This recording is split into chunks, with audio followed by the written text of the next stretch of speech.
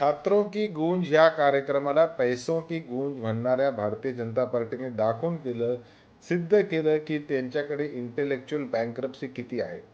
हा देश संवादाच्या माध्यमातून चालतो. या देशामध्ये संवाद हे जिवंतपणाचं लक्षण आहे आणि सरकारमध्ये जर एखाद्या चुकीच्या प्रकारे युवकांवर, विद्यार्थ्यांवर अन्याय होत असेल, तर त्याच्यावर वाचा फोडण्यासाठी राहुल गांधी जर त्या ठिकाणी छात्रों की गूंज कार्यक्रम घेत असतील, तर भारतीय जनता पार्टीला घाबरण्याचं कारण काय? तुम्ही तुमचे ए-बी-व्ही-पीचे गुंड रात्रीच्या वेळेला पुण्याच्या हॉस्टेलमध्ये पाठवतात. त्या ठिकाणी विद्यार्थ्यांना कोंडण्याचा प्रयत्न करतात.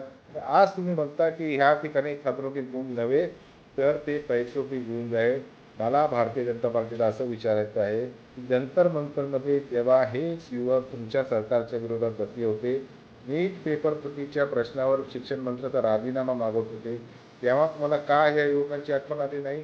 का तुम्ही तेव्हा खेळत असलेल्या काठीने त्यांच्यावर लाठीचार्ज केला? का त्यांच्यावर अश्रुधुराचा भडीमार केला? का त्यांच्यावर पेलेट गनच्या माध्यमातून त्यांच्यावर फायरिंग केली? आणि अशा सगळ्या प्रश्नानंतर आता तुम्हाला युवा की आवाज आठवते.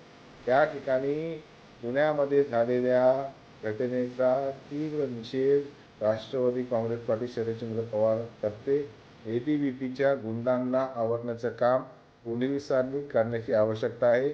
या ठिकाणी भारतामध्ये आपल्या संविधानाने आपल्याला अधिकार दिलेला आहे. कुठला विचार ऐकायचा, कुठला श्रवण करायचा आणि कुठला ठेवायचा आणि कुठला फेकायचा.